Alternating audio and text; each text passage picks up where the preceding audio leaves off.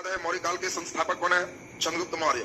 चंद्रगुप्त मौर्य के बाद दूसरा बिंदुसार, बिंदुसार के बाद अशोक, अशोक के बाद कुणाल, कुणाल के बाद दशरथ और तब अंतिम शासक प्रियद्रथ। याद आया सबको? अशोक के बाद किस राजा ने देवानांपिय की उपाधि धारण की? दशरथ। आपको समझाया भी थे पिछले क्लास में। थोड़ी बहुत जानकारी हम लोग और बढ़ा लेंगे तो मौर्य काल कंप्लीट होके आज हम लोग मौर्योत्तर काल का बेस बनाएंगे। मौर्य काल में हल्की जानकारी और हम लोग पढ़ाते हैं। मौर्य काल का जो भी वर्णन है आप सभी लोग को मालूम है। मुख्य पुस्तक 3-4। पहला नंबर पुस्तक का नाम आप लोग पिछले क्लास में सुने थे, मुद्रा राक्षस। याद है ना? मुद्रा राक्षस पुस्तक के लेखक कौन है? विशाख दत्त। Very good. दूसरा नंबर पुस्तक हम लोग देखें मेगास्थनीज का इंडिका।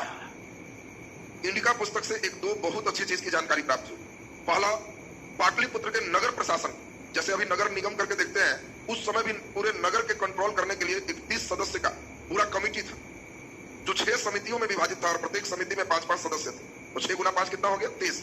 अब सोचिए उस समय भी जनगणना समिति अलग थी जो लिखती थी कितने आदमी क्या है, जन्म हुए, क्या हुए, मरे, टोटल वर्णन है। और ये मेगास्थनीज के इंडिका में मिलता है और सैन्य प्रशासन की भी पूरी जानकारी मिलती है। इंडिका से कुछ ऐसे भी सूचना मिलता है जिससे पता चलता है कि मेगास्थनीज भारत को पूरा समझ नहीं पाया। कई चीज इसने लिखा। इसने लिखा कि भारत में 7 जाति है और जबकि आपको मालूम है भारत में 4 जाति। इससे पूछा गया कौन कौन जाति है, तो चरवाहा, किसान, ये सब कोई जाति समझ गए। इंडिया की जाति व्यवस्था ऐसे भी जल्दी समझ में किसी को नहीं आती। आप इतने बड़े हो गए अभी भी पूछा जाएगा कि तुम गिन के टोटल बताओ कितने जाति, तो मुश्किल है। पूरे को गिनाओगे तभी मालूम चलेगा 20-25 को बच गए। आई तो विदेश से आया, इसको कितना समझ में आएगा? तो इसीलिए इसने लिखा भारत में 7 जाति का वर्णन निकल पड़ रहा। दूसरा, इसने लिखा भारत में कभी अकाल नहीं पड़ते। ये भी वही गड़बड़ लिखा क्योंकि हम लोग को मालूम है चंद्रगुप्त मौर्य 12 साल लगातार अकाल पड़ा था जब प्राण निकालने गया। भाई लिखा कि अकाल नहीं पड़ा। हो सकता है जिस साल आया होगा उस साल एकदम चारों तरफ हरा भरा देखा तो कहा कि अकाल उकाल यहाँ नहीं आता। अकाल तो कभी कभी आता है, तो 12 साल लगातार इसके जाने के बाद पड़ा होगा। इसने लिखा कि भारत में दास प्रथा प्रचलित नहीं था, जबकि भारत में दास कई प्रकार के होते थे और इसीलिए इसको समझ में नहीं आया। दास का मतलब सोचा कि हाथ पैर में सिक्कड़ ऊपर बांध के रख, और इंडिया में दास मतलब बराहीन टाइप, वो ऐसे ही गेट पर पड़ा रहता था, उसको हाथ पैर बांधने का जरूरत नहीं, कहां भाग के जाए। तो इसीलिए इसको कई बात गड़बड़ भी लगा, लेकिन फिर भी अपने पुस्तक में इसने लिखा। अगला एक किताब सभी लोग को मालूम है, अर्थशास्त्र। अर्थशास्त्र के लेखक कौन है? चाणक्य, कौटिल्य या विष्णुगुप्त। और अर्थशास्त्र में मुख्य रूप से वर्णन किसका है? राजनीतिक जीवन का वर्णन है। राजनीतिक जीवन भी सभी लोगों को क्लियर है। और अर्थशास्त्र से कुछ महत्वपूर्ण चीजों पर प्रकाश भी पड़ते हैं। उन चीजों को हम लोग अभी ठीक ठाक करेंगे तो ये आपका क्लियर हो जाएगा। और इसके बाद आपको बताए थे एक पुस्तक और है जिससे पता चलता है कि कश्मीर में श्रीनगर की स्थापना अशोक ने किया, और ये पुस्तक का नाम है राज तरंगिणी। और ये किताब कौन लिखी? कल्हण। और उससे हम लोग को ज्ञात हो। तो आज के क्लास में थोड़ा एक दो बात महत्वपूर्ण हम लोग सुन लेंगे। अर्थशास्त्र से थोड़ा चूंकि राजनीतिक पुस्तक है तो प्रशासन पर बहुत अच्छा प्रकाश पड़ता है। कैसे मौर्य काल का प्रशासन था, इससे छोटे से प्रश्न कभी कभी आते हैं। तो कहा जाता है कि मौर्य काल का प्रशासन केंद्रीकृत था। केंद्रीकृत का मतलब सेंट्रलाइज।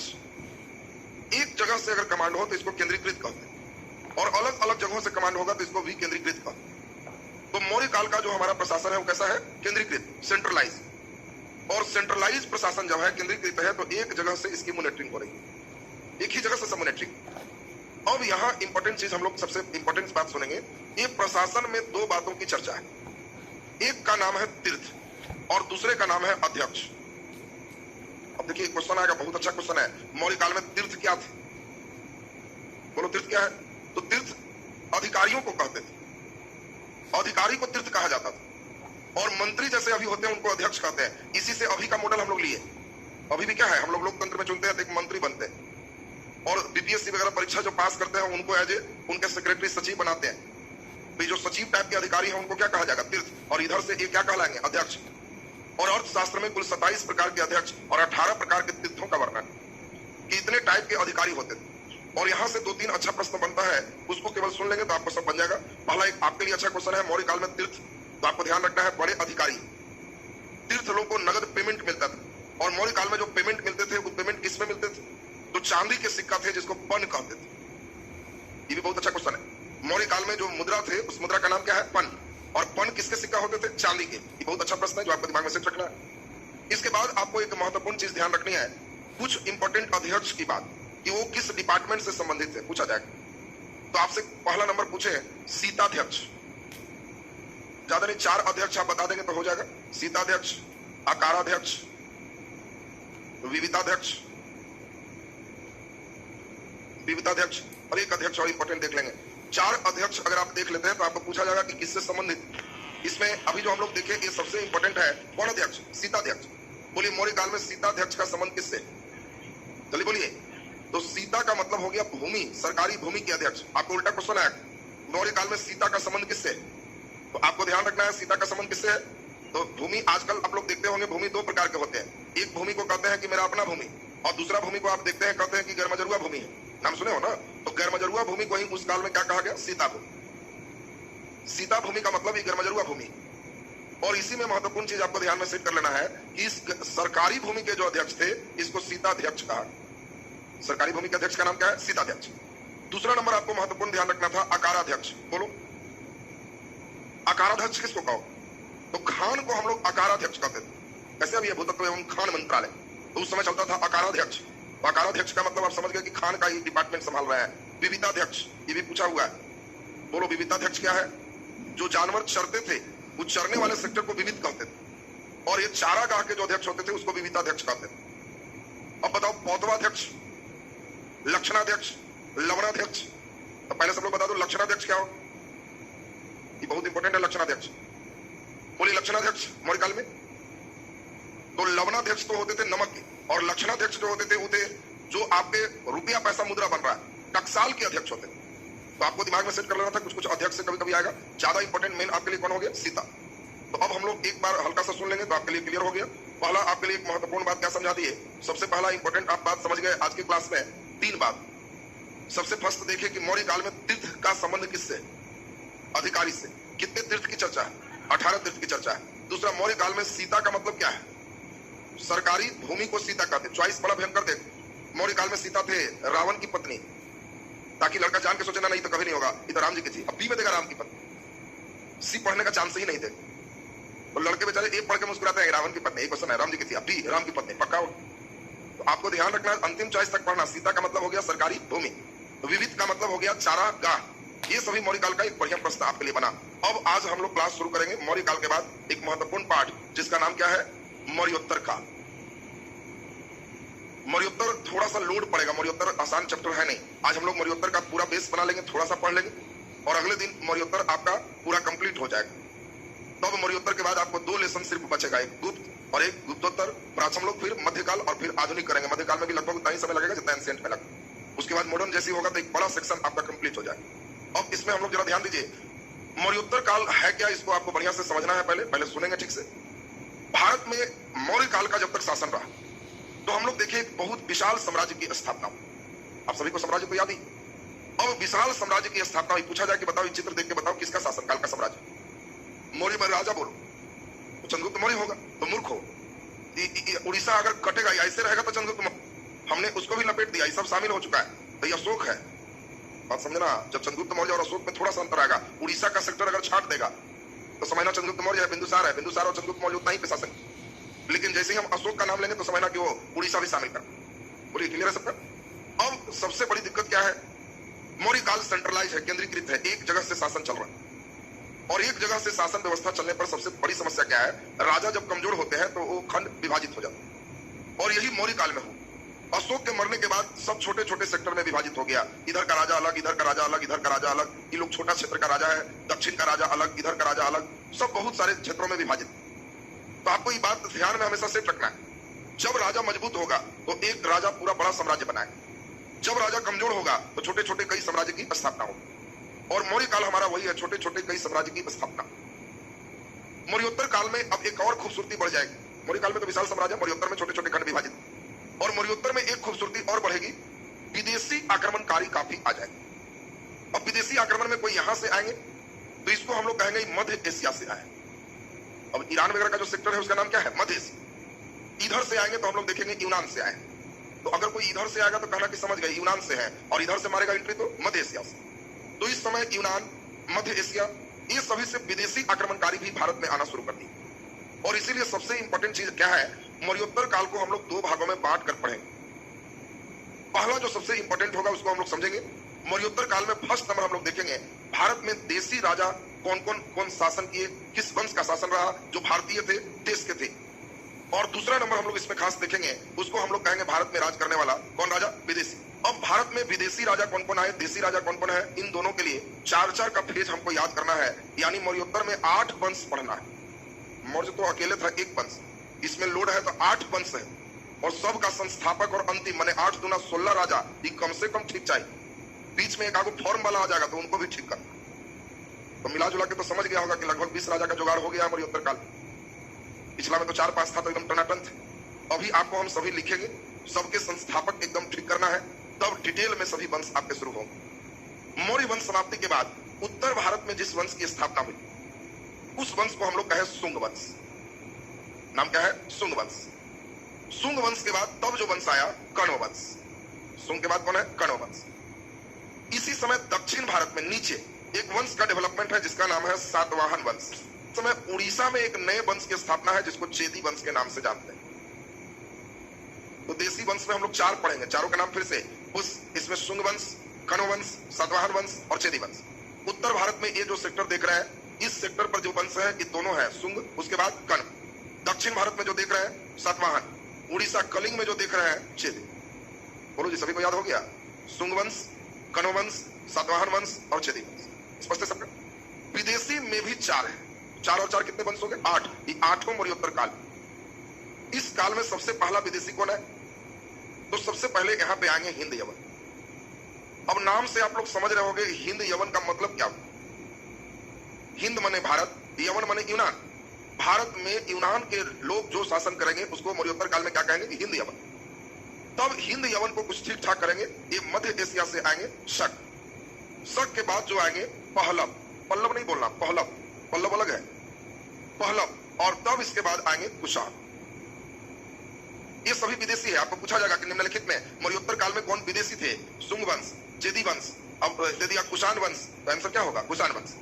तो पहले ही बताओ, 4 और 4 8 एकदम सबका दिमाग में आ गया है। पहले जल्दी से बताएं, देसी में शुंग वंश, कण्व वंश, सातवाहन वंश, चेदी वंश। विदेशी में हिंद यवन, शक, पहलव, कुषाण। हिंद यवन, शक, पहलव, कुषाण। अब सभी को करना क्या है? इन सभी का संस्थापक याद करना है। सुनेंगे? इस सभी का संस्थापक सभी लड़कियों को अभी तुरंत का तुरंत याद चाहिए। और तब आज के क्लास में डिटेल शुंग वंश और कण्व वंश आज देख लो। अगले दिन हम लोग बाकी रेस्ट देख लेंगे और अगला दिन मौर्योत्तर काल कंप्लीट हो जाएगा और एक अच्छा पार्ट कंप्लीट होगा। अब जल्दी बताएं, शुंग वंश के संस्थापक कौन थे? मालूम है सबको? शुंग वंश के संस्थापक कौन है? तो सभी को याद करना है। शुंग वंश के संस्थापक हैं पुष्य मित्र शुंग। शुंग वंश के संस्थापक पुष्य मित्र शुंग। कण्व वंश के संस्थापक वासुदेव कण्व। वासुदेव कण्व। सातवाहन के संस्थापक सिमुक। सातवाहन के संस्थापक सिमुक। और बोलिए चेदी वंश का संस्थापक महामेघवाहन। महामेघवाहन। इसी वंश में एक प्रतापी राजा खारवेल आगे आए। अभी आपको पूछे चेदी वंश, महामेघवाहन। अब जरा सुनेंगे, हिंद यवन के संस्थापक बोलिए। तो हिंद यवन के 2 शाखा भारत में आए। एक को कहेंगे यूक्रेटाइड वंश और एक को कहेंगे डेमेट्रियस वंश। और इसीलिए अभी आपको दिमाग में रखना है कि इसके 2 संस्थापक है। एक का नाम है यूक्रेटाइड और दूसरा का नाम है डेमेट्रियस। दोनों दिमाग में सेट करेंगे। हिंद यवन के 2 शाखा भारत में, दोनों में राजधानी दोनों की अलग अलग है। तो कहां पे कौन है, वंश कौन है, पढ़ाएंगे तो एकदम याद हो जाएगा। हिंद यवन के 2 संस्थापक, एक हो गया यूक्रेटाइड और दूसरा बोलो डेमेट्रियस। यूक्रेटाइड, ग्रेटाइड, डेमेट्रियस। शक के एक संस्थापक, इसके भी कई शाखा, लेकिन आपको मेन ध्यान रखना है कि सबसे पुरानी शाखा संस्थापक कौन है? माउस। शक के संस्थापक माउस। पहलव, इसके संस्थापक है मित्रदात। पहलव के संस्थापक कौन है? मित्रदात। और कुषाण गुजुल कैडफिसस। गुजुल कैडफिसस। अब अभी सबका नाम हम जिनसे पूछे 8 राजा तो अभी एकदम सबका ठीक हो गया और ये सभी संस्थापक है, इसलिए एकदम ऊपर लेवल पे सबका नाम याद चाहिए। याद कैसे रखेंगे? फिर से एक बार हम बोल रहे हैं, उसके बाद सुने, देखें कितने लोगों को तुरंत तुरंत सब याद होते जा रहा है। शुंग वंश संस्थापक कौन है? जब हम बोले शुंग वंश तो तुम कहना कि समझ गए। शुंग, शुंग क्या शुंग? तो कहना पुष्प शुंग, पुष्प शुंग, फूल शुंग। नाम है पुष्य मित्र शुंग। बोलेंगे शुंग तो कहना कि समझ गए पुष्प शुंग और पुष्य मित्र शुंग मार दी। चॉइस दिया रहेगा तो शुंग लेगा, फिर दिक्कत नहीं। परीक्षा में दिया शुंग वंश तो कहना शुंग वंश, तब पुष्प शुंग, पुष्य मित्र शुंग। याद हो गया सब? कण्व वंश, ये बेचारा काना हो गया है। पूछे कैसे जी? बांस से लग गया था, नाम बांसे वाला है। तो ध्यान रखना कि वो काना कैसे हो गया जी? तब बांस से लग गया, तो नाम है वासुदेव कण्व। ये भी दिमाग में तो सबका सेट हो गया। जल्दी बताओ शुंग वंश के संस्थापक पुष्य मित्र शुंग। और जल्दी बताओ कण्व वंश का वासुदेव कण्व, सातवाहन वंश का सिमु, सातवाहन सिमु, और चेदी का महामेघवाहन, महामेघवाहन।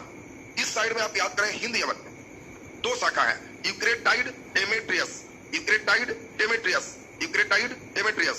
शक का तुम्हारे घर में कोई चीज सब ठीक रखा हुआ है और रोटी गायब है, तो समझते हो कि पूरा शक चूहा पर है, वही ले गया होगा, और इसलिए नाम ही है शक। तो शक का मतलब चूहा, और चूहा माने माउस। आपको पूछा जाए कि बताओ शक वंश के संस्थापक, माउस।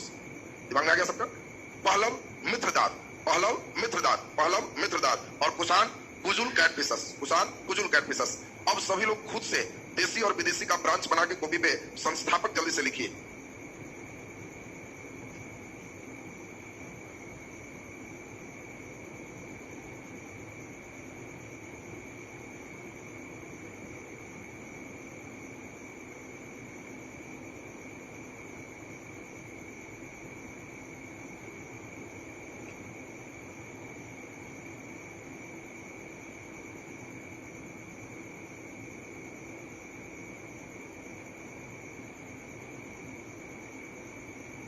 सभी लोग खुद से हेडिंग दीजिए।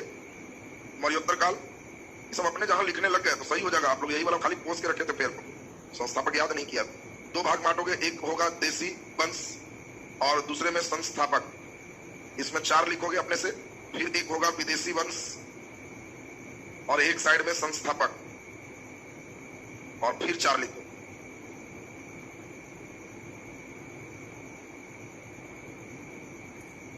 लिखने दीजिए, जितना लोग सही लिखते जाएंगे उतना ही अच्छी स्थिति होगी।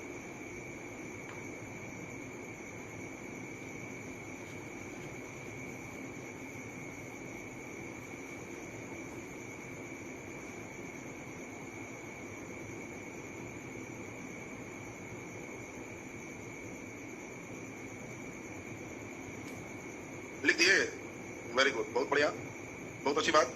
अब हम लोग इसको सेट करेंगे। पहला नंबर देसी में हम लोग कौन सा वंश चले, जल्दी बताइए। देसी में पहला नंबर क्या चले? मौर्य वंश के बाद सुंग वंश है, और सुंग वंश के संस्थापक कौन है? पुष्यमित्र शुंग। लिखे थे साहब, वेरी गुड। सुंग के बाद कण्व वंश, संस्थापक बोलिए वासुदेव कण्व, और वासुदेव कण्व के बाद हम लोग अभी देखे दक्षिण भारत में सातवाहन, और सातवाहन के संस्थापक सिमो, और तब हम लोग अंतिम देख लिए चेदी वंश उड़ीसा के हिस्से में, कलिंग के हिस्से में महामेघवाहन। ये बताइए चारों का चारों एकदम सही है सबका ना? अब हम लोग यहाँ पे चलेंगे विदेशी शासन में। जल्दी बताइए, विदेशी में आप सभी को याद होगा, विदेशी में पहला नंबर विदेशी हिंद यवन, वेरी गुड। हिंद यवन के बाद विदेशी शक, शक के बाद पहलव, पहलव के बाद कुषाण। बहुत अच्छी बात, बहुत बढ़िया। देखिए 90% लड़के को मैंने देखा है रेलवे की तैयारी करने जा रहा है, परीक्षा देने जा रहा है, और केवल उसको कहो कि विदेशी राजा मौर्योत्तर काल में सजात किसके बाद कौन आया, तो कहेगा कि ना हिस्ट्री तो याद ही नहीं हो। लेकिन तुम एकदम ठीक ठाक सीक्वेंस सजा रहे हो। सबसे पहले हिंद यवन, फिर बोलो शक, तब बोलो पहलव, तब बोलो कुषाण। पूछा जाए मौर्योत्तर काल में सबसे अंतिम में कौन विदेशी आए? कुषाण सबसे अंतिम आए। सबसे पहले कौन आए? हिंद यवन आए। हिंद यवन में 2 है, डेमेट्रियस और यूक्रेटाइड। डेमेट्रियस और यूक्रेटाइड। शक में बोलिए माउस, पल्लव मित्रदात, मित्रदात, और कुषाण कुजुल कैटफिशस, कुजुल कैटफिशस। लिखे थे साहब? चलिए वेरी गुड, बहुत अच्छी बात। अब एकदम बहुत बढ़िया आपका बेस होते जा रहा है मौर्योत्तर काल का। मौर्योत्तर समझाना थोड़ा सा कठिन होता है अगर बच्चे थोड़ा कम ध्यान देते। मौर्योत्तर एक अपने आप में बहुत अच्छा पाठ, मौर्योत्तर है, गुप्तोत्तर है, इस समय एकदम ध्यान दोगे तब समझोगे, चूंकि कई वंश आ जाएगा। अब जल्दी से जरा बताओ, मौर्य वंश की समाप्ति के बाद भारत में कौन सा वंश स्थापित हुआ?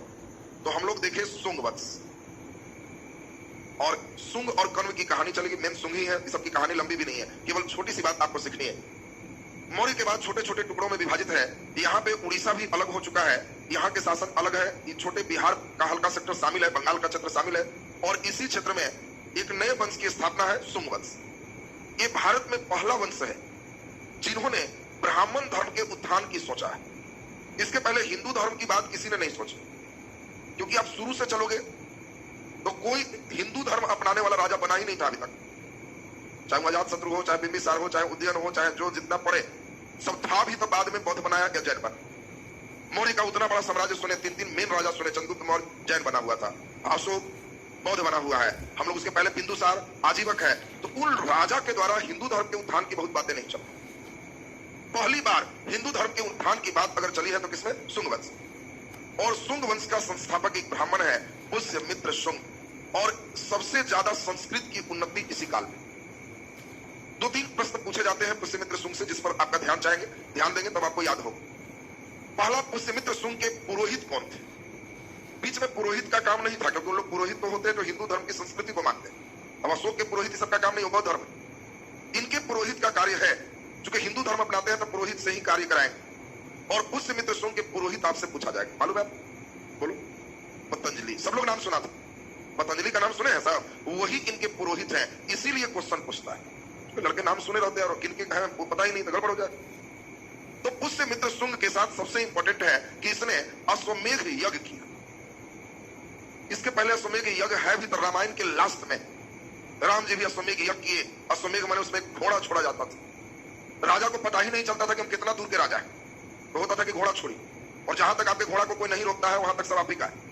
घोड़ा के पीछे सेना रख दीजिए और घोड़ा चल रहा है, जहां पे रोक दिया कि इधर तो इच्छा है तो लड़िए, नहीं तो फिर वहां से दाएं बाएं घूमिए, अब फिर बाउंड्री चौहदी समझ लीजिए। तो अश्वमेध यज्ञ आपको मालूम होगा कि राम जी किए तो उनके घोड़ा को उन्हीं के बेटा लव कुश पकड़ लिए थे। पकड़े कि नहीं पकड़े वो सब बात छोड़ दे, हम लोग देखें कि वहां के बाद कितने वंश आ गए, किसी ने नहीं किया। यहाँ पे पुष्यमित्र शुंग ने अश्वमेध यज्ञ किया। अब इंपॉर्टेंट है, पूछा जाएगा मौर्योत्तर काल में किस राजा ने अश्वमेध यज्ञ किया? पुष्यमित्र शुंग। इनके पुरोहित कौन है? पतंजलि। दो तीन बात और इनसे पूछा जाता है। बौद्ध ग्रंथ है, उस ग्रंथ का नाम है दिव्यावदान। आपसे पूछा जाएगा दिव्यावदान किस धर्म का ग्रंथ है? बौद्ध ग्रंथ। ये दिव्यावदान में लिखा गया कि पुष्यमित्र शुंग बौद्ध भिक्षुओं का हत्यारा है। देखिए इसके बारे में वो नया चीज मिल गया। दिव्यावदान बौद्ध धर्म की पुस्तक है और उसमें लिखा हुआ है कि यह बौद्ध भिक्षुओं का उत्पीड़क है, हत्यारा है और बौद्ध धर्म का विनाशक है। इसने कई स्तूप को तोड़ डाले जो बौद्ध धर्म से संबंधित। अब सोचिए, बौद्ध स्तूप के तोड़ने की बात भी पुष्यमित्र शुंग पर लगता है। क्वेश्चन आता है कि किस राजा को बौद्ध भिक्षुओं का हत्यारा कहा गया? पुष्यमित्र शुंग। रियल में जबकि हत्यारा नहीं था। इसी के समय बौद्ध धर्म का दो सबसे इंपॉर्टेंट स्तूप है, एक है सांची का स्तूप और एक है भरभूत का स्तूप, मध्य प्रदेश में स्थित है। इन दोनों के वेदिका का निर्माण, रैलिंग का निर्माण पुष्यमित्र शुंग के समय ही हुआ है। अगर बौद्ध भिक्षुओं का हत्यारा होता, सब पूरे नष्ट करने वाला स्तूप होता, तो इन दोनों का महत्वपूर्ण स्तूप का रैलिंग नहीं बनता उस समय। हाँ ये है, बौद्ध भिक्षुओं को मारा होगा। क्यों मारा होगा? क्योंकि बौद्ध भिक्षु फौर में रहते हो, वो लोग अशोक के समय वाला समझ रहा हो, इसको देख रहा होगा अश्वमेध यज्ञ करते हुए, तो डिस्कस कर रहा होगा, जो कर रहा होगा ऊपर जहां बैठ के मीटिंग करता होगा, ऑर्डर देता होगा कि उठा दो उसको, तो जी बौद्ध मठ है, मठ रहने से क्या, पटक को सब तोड़ दो। जहां जहां इसके खिलाफ करोगे तो उसको तोड़ दे। बहुत लोग मरा तो एकदम शांत हो गया, खिलाफ छोड़ दिया, तो ये भी शांत हो गया, तो बनाओ। मजबूरी है ना, राजा बने हैं और सब राजा उसके पहले बड़ा दुलार आदर आरती दिखा रहे थे, ये पूछ ही नहीं रहा होगा, तो हंगामा कर रहा होगा, हंगामा कर रहा होगा कि राजा है, मार लगा दिया। और इसीलिए ग्रंथ में लिखा कि तो बौद्ध भिक्षु के हत्यारा। तो अब तो आपको बौद्ध सांची के वेदिका स्तूप, पुरोहित पतंजलि, अश्वमेध यज्ञ, ये सभी बातें क्लियर है। इसी के समय जब चेदी वंश पढ़ाएंगे तो फिर आएगा। चेदी वंश में आप पढ़ोगे कि यहाँ पे पटना में जैन की एक मूर्ति महापद्मनंद हमला करके उड़ीसा से ले आया था नंद वंश के समय। और चेदी वंश में एक प्रतापी राजा है जिसका नाम है खारवेल। राजा का नाम क्या है? खारवेल। और खारवेल ने लिखा अपने, उनके अभिलेख सुनोगे, हाथी गुंफा अभिलेख, आगे खारवेल में समझाएंगे। उसमें उसने लिखा कि मैं पटना में हमला किया और जैन की जो मूर्ति थी उसे वापस लेके चला है। तो ये मूर्ति ले आया, इससे पता दूसरी बात चल गई कि खारवेल का संबंध किस धर्म से? जैन धर्म से। खारवेल का धर्म भी पूछता है। अब यहाँ पे महत्वपूर्ण एक चीज हम लोग समझ गए, वो खारवेल इसी के समय हमला किया, पुष्यमित्र शुंग को ही हराया था। ये भी कभी कभी आपसे पूछता है। तो पुष्यमित्र शुंग की चार बातें पूछती है, सबको क्लियर है। ये ब्राह्मण धर्म का इस समय उत्थान का काल है। पुरोहित इसके पतंजलि है, इसने अश्वमेध यज्ञ किया। दिव्यावदान बौद्ध ग्रंथ है जिसमें इसे बौद्ध भिक्षुओं का हत्यारा कहा गया, जबकि उल्टा केस भी याद रखना, सांची के स्तूप, भरभूत के स्तूप, ये रैलिंग वेदिका का निर्माण भी इसी के समय में। और लास्ट स्टेप आपको एक और ध्यान रखना है कि इसी के समय कलिंग का राजा कौन है? खारवेल। उसने पाटलिपुत्र पर हमला किया और जैन तीर्थंकर की मूर्ति ले गई। अब पुष्यमित्र शुंग के बाद शुंग वंश का जो अंतिम राजा है, सॉरी अगला राजा है, उसका नाम है अग्निमित्र। पुष्यमित्र के बाद कौन है? अग्निमित्र। और अग्निमित्र से बहुत क्वेश्चन तो नहीं रहता, लेकिन एक अच्छा है, आप सभी लोग नाम सुने होंगे, एक लेखक का, उनकी प्रमुख पुस्तक है, और पुस्तक का नाम हम बोलेंगे, आप लेखक का नाम बताइए। पुस्तक है माल विकाग्न मित्रम। बोलो इसके लेखक कौन है? तो इसके लेखक है कालिदास। सुनना जरा बढ़िया से। माल विकाग्न मित्रम एक पुस्तक है, कालिदास का बहुत अच्छा किताब है। रघुवंशम, मेघदूतम, इस सब तो अभिज्ञान शकुंतलम आप जानते हैं। ज्यादातर चांस इस पुस्तक के पूछने का रहता है। तो आपसे पूछा जाएगा माल विकाग्न मित्रम, तो आपके दिमाग में आ जाना चाहिए कि माल विकाग्न मित्रम एक कालिदास द्वारा रचित पुस्तक है, और इस पुस्तक से किस वंश पर प्रकाश पड़ता है? तो शुंग वंश पर। और शुंग वंश के राजा कौन है? अग्निमित्र। जान दीजिए, कालिदास ने अग्निमित्र को ही कहा। इसमें यहां देख रहे होगे अ छिपा हुआ है, और यहाँ म हटा दे तो अग्निमित्र हो जाएगा। और यहाँ इनके मालविका जो देख रहे हो, ये इनके लवर है, प्रेमिका है। तो ये राजा है और प्रेमिका के साथ बड़ा विस्तृत कहानी एक। तो उन्होंने मालविका, एक उनकी जो प्रेमिका हुए जो, और अग्निमित्र, ये दोनों को मिलाए और कहे कि मालविका और अग्निमित्र, तो मालविकाग्न मित्रम। किताब का नाम तो क्लियर हो रहा है सबका? अग्निमित्र कहाँ छिपा है तो समझ लो। अच्छा सेटर क्या करेगा, वो जानता है कि आजकल के लड़के एकदम रट के रेडी रखा होगा, पूछेंगे केवल कि मालविकाग्न मित्रम के लेकर 2 बार छाड़ेगा, कहेगा याद आ गया कालिदास। लेकिन वो क्या करेगा, उलट देगा। मालविकाग्न मित्रम में किसके प्रेम प्रसंग का वर्णन है, और उसमें चर्चा दे देगा कालिदास चॉइस ए। क्योंकि जानता है लड़के तो किताब सुन के कालिदास से मार सकता है। बी में दे देगा पुष्यमित्र शुंग अग्निमित्र, और सी में दे देगा भूमि मित्र।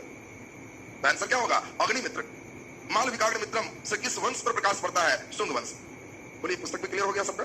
तीसरा नंबर, अगला एक बहुत इंपॉर्टेंट राजा है, इनको भी आपको ध्यान रखना है। इस राजा का नाम है भागवत।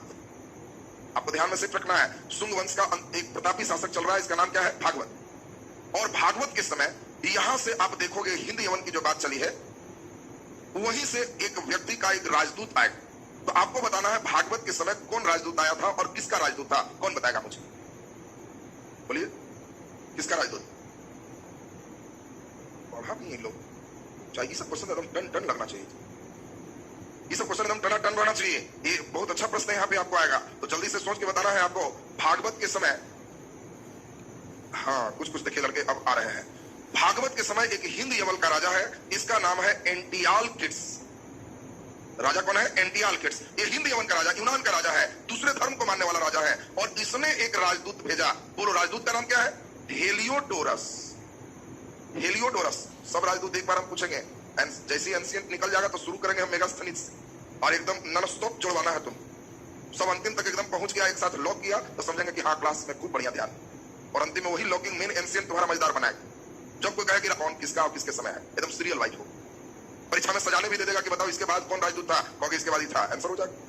तो अब जल्दी से बताएं, एंटियालकिड्स हम लोग देखे हिंद यमन शासक, और उसके राजदूत का नाम क्या है? हेलियोडोरस। और हेलियोडोरस ये भी दूसरे धर्म का मानने वाला है, विदेशी है। लेकिन जब भागवत के समय आया मध्य प्रदेश में, मेन इसकी राजधानी थी बेस नगर में स्थित एक जगह जिसको विदिशा कहते हैं। जगह का नाम क्या है? विदिशा। विदिशा बेस नगर किस राज्य में स्थित है? मध्य प्रदेश। इनका राज्य भी पूछा जाएगा। तो मध्य प्रदेश के विदिशा के आप देख रहे हैं बेस नगर में जो विदिशा है, वहां जब आया हेलियोडोरस तो इस सबसे ज्यादा प्रसन्न हुआ यहाँ के धर्म से, और वो धर्म था भागवत धर्म। भागवत का मतलब विष्णु। विष्णु भगवान के पूरी चर्चा ही सुना, ये रूप। तो ये कहा कि हमको भी ज्वाइन करवा दीजिए। देखिए कितना प्रतिष्ठा का काल है। इसके पहले हिंदू जो राजा थे वो लोग बौद्ध बनते थे, जैन बनते थे। ये काल क्या है? दूसरे धर्म के राजा है, उसका दूत है, तो इंडिया में आके हिंदू धर्म को स्वीकार करना। और जब हेलियोडोरस हिंदू धर्म स्वीकार किया, भागवत धर्म स्वीकार किया, तो इसके सम्मान में बेस नगर विदिशा में एक बहुत बड़ा ध्वज स्थापित किया गया, जिसको गरुड़ ध्वज कहा गया। गरुड़ किस भगवान की सवारी? चलिए बोलिए, विष्णु। भागवत मीन्स विष्णु होते हैं, और इसीलिए गरुड़ ध्वज स्थापित किया गया। तो आपसे बहुत अच्छा क्वेश्चन आता है, किस शुंग वंश के राजा के समय गरुड़ ध्वज स्थापित हुआ? तो आपको ध्यान रखना है, राजा कौन है? भागवत। धर्म भी आपका भागवत आ रहा है। कभी कभी चॉइस में भागवत नहीं देता है, इसका मूल नाम है भागभद्र, और इसी का नाम कभी कभी चॉइस में भागभद्र भी दे देगा। तो आपको ध्यान रखना है कि राजा कौन है? भागवत। अब यहाँ पे एक महत्वपूर्ण चीज अब अंतिम है, शुंग वंश का अंतिम शासक कौन है? ये जल्दी बता दो, एकदम हल्का क्वेश्चन तुमसे पूछे, शुरू अंतिम तो मैंने पूछे, तो जल्दी बता दो शुंग वंश का अंतिम शासक कौन है? सुशर्मन। कण्व वंश के अंतिम राजा कौन है? लो कहेगा कण्व वंश के सुशर्मन। तो शुंग वंश के अंतिम कौन? देवभूति। अब देखो पकड़ा, वेरी गुड। देखिए कुछ लड़के बहुत अच्छा ध्यान दिए हुए हैं, कई लड़के बड़ा गड़बड़ चॉइस में सुशर्मन दिए रहेगा, तो कण्व का था। शुंग वंश का अंतिम राजा कौन है? देवभूति। और देवभूति की हत्या किया वासुदेव कण्व, और नया वंश बनाएगा कण्व वंश। तो पहले एक बात तेजी में सुनिए, क्योंकि मौर्योत्तर काल अगर तुम समझ जाते हो, ठीक कर लेते हो, और फिर गुप्त में कम भाग पड़ेगा, गुप्तोत्तर समझ लेते हो, तो एंशिएंट पे राज करोगे किसी परीक्षा में। रेलवे उनमें तो बहाना है, कंपटीशन में ऐसा कुछ नहीं है कि रेलवे बोल देने से काम चल जाएगा। रेलवे क्या करेगा? चैप्टर लिख के छोड़ देगा, बहुत तेज होता है। वो खाली लिखेगा कि निम्नलिखित चीजों का अध्ययन करें, और उनमें एक शब्द लिखेगा इतिहास, कौमा भारत का भूगोल, कौमा। तो इतिहास बोल के वो निकल गए। देखने में लड़का को लगा कि बस बस इतने तो सिलेबस है, एक लाइन। तो कुआं है, देखने में छोटा है, गहराई बहुत ज्यादा है। ये भी नहीं है कि सिर्फ रेलवे तैयारी कर रहे हो, बिहार पुलिस तैयारी कर रहे हो, तुम एसएससी तैयारी कर रहे हो तो इतने में निकल जाओ, क्योंकि उसको रिजेक्शन करना होता है। ज्यादा बच्चे जब फॉर्म भरते हैं तो सेटर पर एक दबाव होता है कि ऐसा सेट कीजिएगा कि ऐसा ना हो कि सीट से ज्यादा लड़के 100 में 100 ही ले। ये भी तो डर है। सब लड़के तैयारी कर रहे हैं, खूब पढ़ रहे हैं, सब पढ़ रहे हैं, सेटर हल्का दिया, सब कहेगा कि एकदम लड़ गया, तो मालूम चलेगा सीट है 5000 और 20,000 लड़के का 100 में 100 है, छाटो। और बोर्ड फिर अपना सिर खुजलाएगा कि 100 में 100 अब क्या करें, किसको चुने, सीट तो इतना ही। तो सेटर को पहले ही कहा जाता है कि तुम भी चॉइस में गलती कर लो हो जाए, लेकिन उतना भारी देना। तो कई बार सेटरे में जरा मिस्टेक करता है, सेट किया और एकदम इतना भारी कर दिया कि अपने भी ठीक से सही नहीं लगा, अपने भी ठीक से सही नहीं लगा। और बाद में फिर आंसर पब्लिश हुआ तो लड़के बेचारे इधर उधर खोजा, तो ऑब्जेक्शन डाला कि इसका ही होगा, तो बाद में निरापत्ति होता है कि हाँ इसका ही होगा। ये भी कभी कभी कहानी चलती। तो आपको कुछ क्वेश्चन वैसा फेस करना पड़ेगा और उन सभी प्रश्न से ही मेन आपका सिस्टम बढ़ेगा रिजल्ट की, और उसमें आपका ये सब काल बहुत इंपॉर्टेंट है।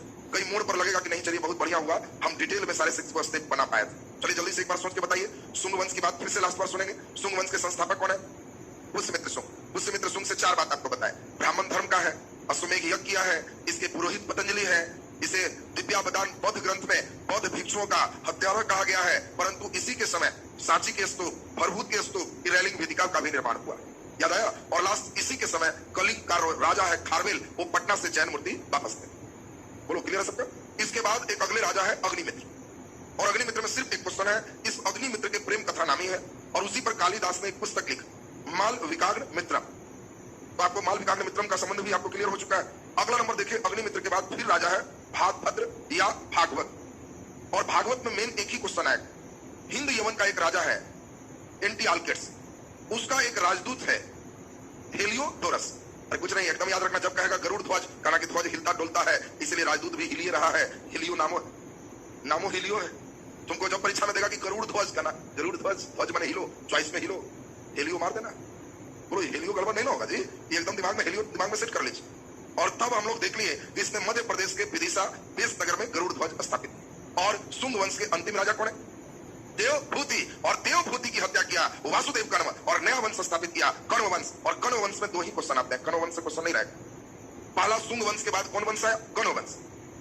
और कण्व वंश के बाद तब आपको दिमाग में सेट कर लेना है कि कण्व वंश के संस्थापक कौन है? वासुदेव कण्व, ये भी ब्राह्मण है, इसलिए इसकी भी उन्नति होते रही।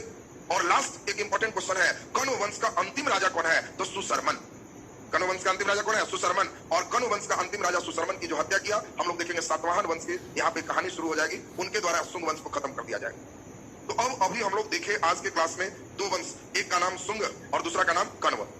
अब जो भी वंश पढ़े लास्ट स्टेप एक सीरीज करें, अंतिम दिन तो पूरा एक सीरीज में चलेगा, और हम किसी को बोर्ड पर बुलाएंगे, वंश का नाम एकदम एंशिएंट यहाँ से निकाल कर लिखना है, तब समझेंगे कि पिताजी का धन उपयोग कर रहा है, नहीं तो तुम बर्बाद करने वाला जन्म लिए हो खानदान। और क्या पिताजी परेशान है कि बेटा कुछ करेगा, कोई हमारा पढ़ेगा, रिजल्ट देगा, कितनी तमन्ना और उम्मीद लगा के घर में बैठे होंगे कि कभी कभी छुट्टी में जाते होगे तो तुम महसूस करते हो, महसूस तो होता ही हो कि बहुत उम्मीद लगाए हो, और उम्मीद पूरा सिर्फ एक चीज से होगा, मेहनत, और कोई चीज नहीं है।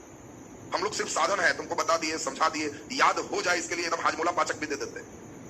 ट्रिक्स वगैरह क्या बीच बीच में दिए, तू हाजमोला पाचक है कि जरा देखे कि ना ग्रस्त हो जाना, देखो जरा स्प्राइट भी लगवा देते हैं, तो हाँ पच जाएगा। अब तुम्हारी ड्यूटी है कि उसको एकदम मिजाज से एक बार पढ़े, तब एकदम दिमाग में याद रहे, फिर एकदम सही है। वंश में जल्दी बताओ, सबसे पहला वंश क्या पढ़े? हर्यक।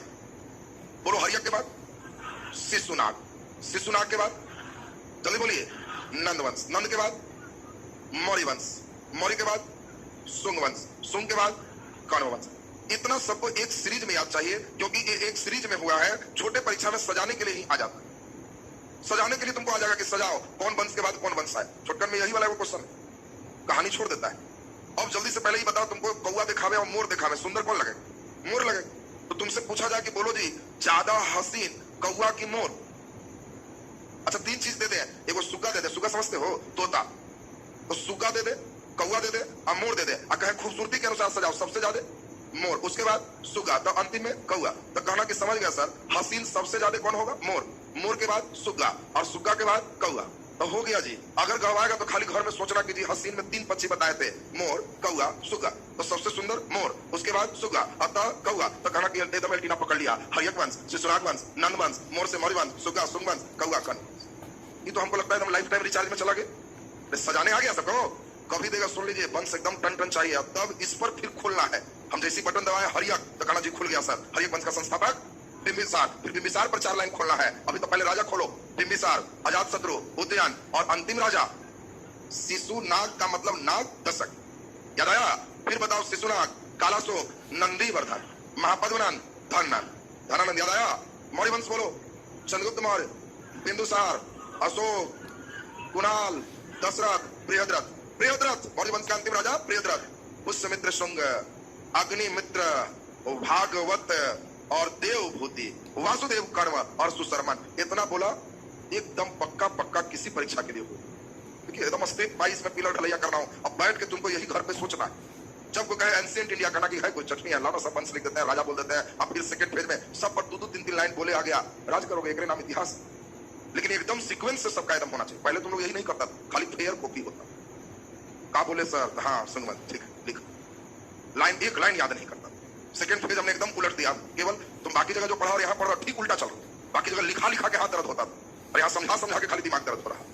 लिखने का क्रिया तो तुम्हारा एकदम बलक है, और इसलिए तुम्हारा ये चीज बढ़िया है। अब इसमें घर पे जो लड़का थोड़ा मेहनत किया निकल जाएगा। तो अब पहले ये बताओ, मान के चलें कि कर्म तक एकदम ठीक ठाक है, कितने लोग हमको अभी बुलाए तो राजा कंटिन्यू सुना देगा? राजा कंटिन्यू सुना देगा, बोला कम लोग है जी। चलो तुम ही शुरू करो, हम सुनेंगे भी, झूठ मूठ नहीं हाथ उठवाते हैं। ये लोग सोचा कि ऐसी प्रतिष्ठा में प्राण कमाएगा तो भी समझ लो। चलो हरिया प्रतिष्ठा का उठाया था, नहीं ना?